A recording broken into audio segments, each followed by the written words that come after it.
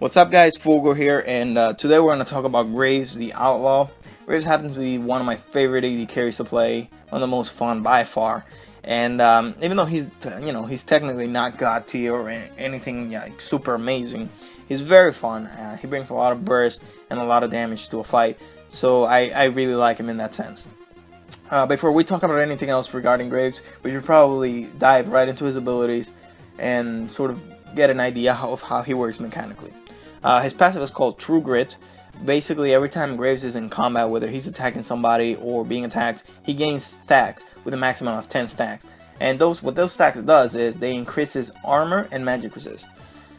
His Q, Buckshot, basically he fires 3 shots in a cone and in a cone in front of him, and targets hit by more than 1 shot basically get extra damage dealt to them.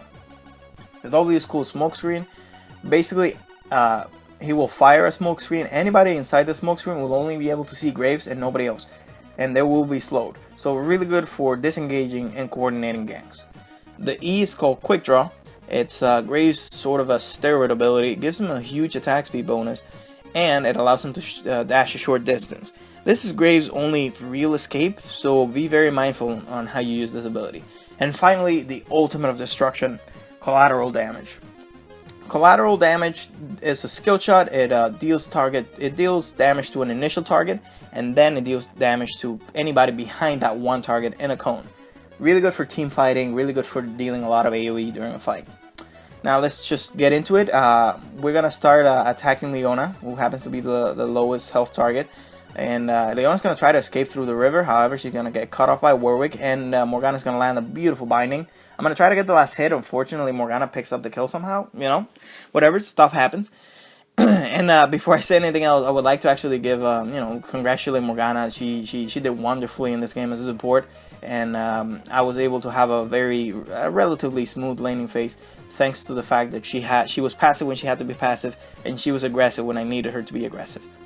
Now, that being said, personally, I feel that Leona, as a support, synergizes a lot better with Graves, because for those of you who don't know, Leona's passive marks a target after every ability, and the marked target, when attacked by a friendly champion, the mark will pop and it will deal extra damage. Keeping that in mind, when you combine that with Graves' incredible burst, you will notice that it just takes down targets incredibly easy. Now right here, Morgana is once again going to go in. She's going to Black Shield herself in order to stop Leona from stunning her. And we're going to make her burn her flash. Personally, I think she would have been fine without her flash, but you never know. Now, let's talk about Graves' abilities, sort of, the small things regarding Graves' abilities. As you saw, his passive needs to be stacked up. Now, stacking up the passive isn't relatively difficult, and it gives you magic resist and armor. This makes Graves a bit of what can only be described as a mini tank, a mini tank of an AD carry. Doesn't mean his dueling potential is freaking incredible, but it does mean that he can take a lot more punishment than some AD carries can. However, this makes it particularly difficult when you're trying to last hit, because when you're trying to last hit, you won't really be stacking up your passive as much. However, when you're team fighting or when you're pushing, you will notice the sort of tankiness that comes into effect. Leona is just gonna get a bit too close, and I'm just gonna drop my combo freaking harder than Skrillex can drop his base, and we're just gonna get a quick kill. Leona really underestimated the damage that Graves can do in like a second, and she's gonna die. The W Smoke Screen, like I said, very good for disengaging and very good for coordinating ganks. It deals magic damage, but the damage it deals is so insignificant that it's barely worth mentioning. And finally, we get to the ability I wanted to talk about the most, Quick Draw. Quick Draw, like I said, is a very, very difficult, I can only describe as difficult ability to manage. And it's what's going to either make you or break you as a good Graves player, because using Quick Draw during a fight is basically what's going to keep you alive. I mean, you can always count on your team to peel for you, but you have to be very mindful of the fact that your only true escape is your Quick Draw. And you can, I mean, who's better for peeling than yourself? You have to be aware that your team will not always be able to peel for you, so using Quick Draw to get away from fights will actually be very helpful. Now right here, Leona's gonna go and try to make something happen. However, Zenith Blade will just take her far, far away from Jinx, and Jinx will not really be able to capitalize or just follow up in general, and she's gonna end up dying once again. Now, like I was saying, Quick Draw is the ability that's gonna either make you or break you. And same goes for the ultimate. The ultimate is the most, the most damaging ability you have, really. And using it mindfully is what's gonna, turn the tide of a battle. Now, I will mention a couple of, not necessarily mistakes, but these are the things. If you do this, by the way, don't get offended. I'm not saying this is wrong. I'm saying that this could be better. The way you use Quick Draw and the way you use the ultimate could be maximized. So, what I want to talk about is the fact that some people use Quick Draw into Buckshot constantly. Like I said, that's not a bad thing. In fact, it's something you do very often as Graves, but it's not something you should do every time. It's important to close the gap in order to really land all 3 of your bullets in Buckshot. But you have to be very mindful that once you do that, you basically get rid of your only escape. And when you do that sometimes, trying to kill a target, the target might heal themselves or they might get a shield and you just get dropped by the enemy team because you don't really have a way to escape. So as a rule of thumb, try to use Quick Draw when the enemy has been CC'd by your support or by your team and you can land your Buckshot, or when you basically are 100% sure you can kill the target. Right here, Jinx is gonna do a beautiful Flame Chompers, and she's gonna basically make Morgana walk toward her because she couldn't escape toward the river because of the Flame Chomper, and we're gonna trade kills on supports. Now, that's not very good. I really don't want Jinx to get a lot of farm or get a lot of kills because, realistically speaking, Jinx can probably carry harder than Graves can. So overall, we could have maximized that team fight, but it is what it is. We just gotta live with it, and we gotta improve our laning phase. Now, another thing I wanted to mention is regarding. Oh, before I say anything else, I guess I'm gonna use a smoke screen to sort of, get some distance between me and them. I'm gonna start attacking Udyr, and I'm gonna use Quick Draw to move closer toward my team. And I end up going using Quick Draw to get into my duo's, Shockwave. By the way, my duo is playing Orianna, and technically speaking, there's not a safer place to be than inside an Orianna Shockwave. And right here, Quick Draw into Buckshot, and we're gonna kill Lux. And so during that game, during that little team fight, you saw how using Quick Draw can really make a difference. The first time I used Quick Draw to get closer toward my team so they could peel for me, and it ended up working very well. I ended up Quick Drawing into my friendly Orianna Shockwave, which in turn was amazing. And then I used Quick Draw to finish off the target when I was 100% sure that I could actually kill the target. So the other common mistake, sorry, I really shouldn't say mistake. The other common thing I see Graves players do is that most of the time they save their ultimate to execute. And in a case like this, using the ultimate to execute is fine. It's just one target. You should actually use that ultimate to kill the target. However, I see that some Graves players save up their ultis for fleeing targets after a team fight. They wait for the team fight to be over, and they try to get an execute with the ultimate. And that's really not something you should do. I mean, it's not necessarily a bad move, but you could probably use that ultimate a lot better. You should probably use that ultimate to deal a lot of AoE damage during a team fight. And saving up the ultimate, it's only going to hurt you. It's the same thing with the Lux ulti. If you use the Lux ulti to get one kill after a team fight, that's fine, you get a kill. But if you get the Lux ultimate and you use it during a team fight and hit like 3 people and deal tons of damage, it would be a lot better for the team. So keep that in mind on how you use your abilities. You got to be very mindful on the impact that your abilities have on you as a player. Right here, we're going to initiate on Leona. And Morgana's going to ult her, he's going to exhaust her. I'm going to start just wailing away on her. I'm going to use my full combo. I wasn't really that close, so Buckshot didn't deal that much damage. And I thought my basic attack would get her there, but Orianna ends up picking the kill. She ends up shielding me, and we get 2 kills for the price of 1. Now, you did notice right there that my basic attack should have killed Leona. And the reason why I didn't is because I don't have any armor pen. And this is a huge mistake, and this is something I don't want you guys, this is a mistake I don't want you guys to make. For whatever reason, for whatever dumb reason, I just derped this entire game, and it ended up making Last Whisper my last item. That's not something you should do. As a rule of thumb, when I play Graves, I like to get damage before attack speed, just because I think that the attack speed buff for my E will usually get me through the mid lane, through early game to mid game. It's not necessarily like a thing that works for everybody, but it happens to work for me. So usually I go Bloodthirster and Last Whisper, and then Infinity Edge, and then I start building attack speed.